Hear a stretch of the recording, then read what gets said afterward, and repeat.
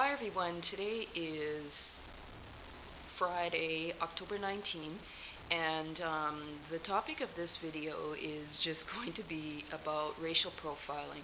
Actually, I'm not laughing about the subject, but I'm laughing at some of the equipment that's being used to film this. Um, Racial profiling, how to actually respond to racial profiling. I've shared some videos about the impacts, the effects of racial profiling. Um, I've also shared some videos about how to talk about racial profiling and giving you some experiential data examples of what racial profiling does to a person. And one of the things that I think is really important is to be very frank with this thing called racial profiling. It hurts. It's very, very offensive, and it's an attempt to actually dehumanize, um, what this one actress said is sort of the human spirit. And I've been sort of looking at ways to try and understand, like, what is this thing called racial profiling? Because to me, it doesn't even make sense. And according to my understanding, you know, there's no such thing as police. There's something called peace officer services who actually work towards social norms that are geared towards peace. But I don't know what police are. So I've shared some videos and just giving you an update about how to actually work through this thing called racial profiling. It's a very, very dehumanizing experience. Um, there's a lot of opportunity costs, and people do have the audacity to spit in your face, try and reconstruct something about you that is, clearly not as you are. So there's a lot of things that I've been actually doing. Like, sometimes you just have to take some time and say, okay, you know what?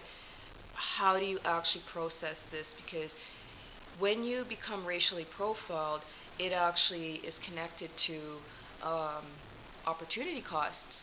And so what you should do is try and understand what this thing called racial profiling means to you and communicate that in a way that you're comfortable with. Um, what I've been doing is I've been trying to understand, like, what the hell is this infrastructure that promotes this version of violence that actually disproportionately impacts, starting with the black community. And I've also seen situations where the Aboriginal community in Canada is very, very seriously marginalized by these racial profiling practices. So it's not just sort of some kind of foreign concept, but it's actually something that is operationalized. It's even theorized in certain documents. And I actually have been attending some meetings, like, for example, in this one particular demographic in Canada, starting in this one province and sort of the urban centers, they have this thing called a municipal level of, it should be a municipal level of services that respond to violence. And it's really interesting because they're actually set up as a non-profit. So they actually have like a board, and then they have like the actual body of people who are employed to practice something called police services. I didn't even know that police services were set up like that. So I was just like, okay, what the hell is this police service thing? So I'm saying all this to say, get to know how the infrastructure is actually set up so that you can actually attack the infrastructure. And how you attack it is not in their way. You connect back to ancestry principles: peace, sharing, caring, honesty, respect, and doing stuff based on, leaving a legacy. that does not repeat the violences of colonization violence.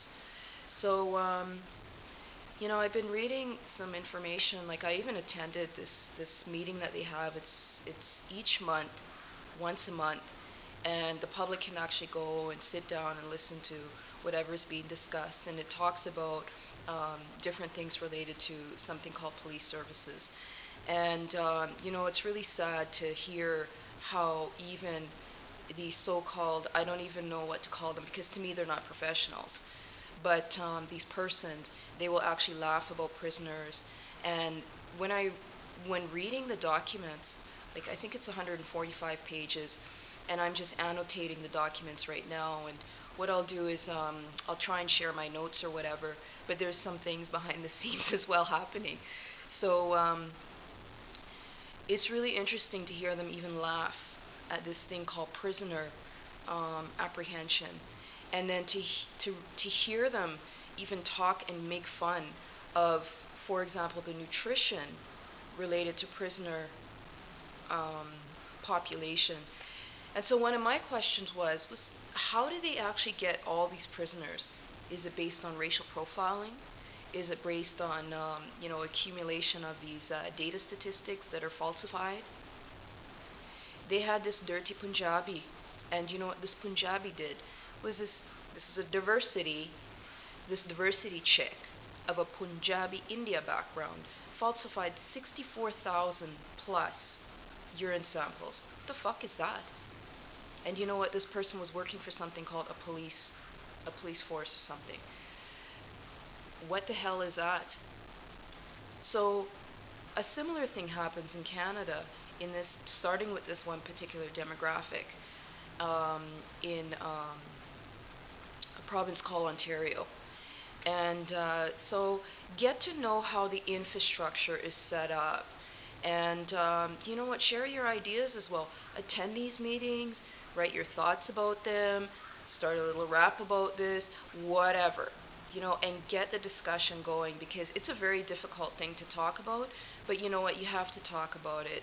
And let the community know that racial profiling is not acceptable.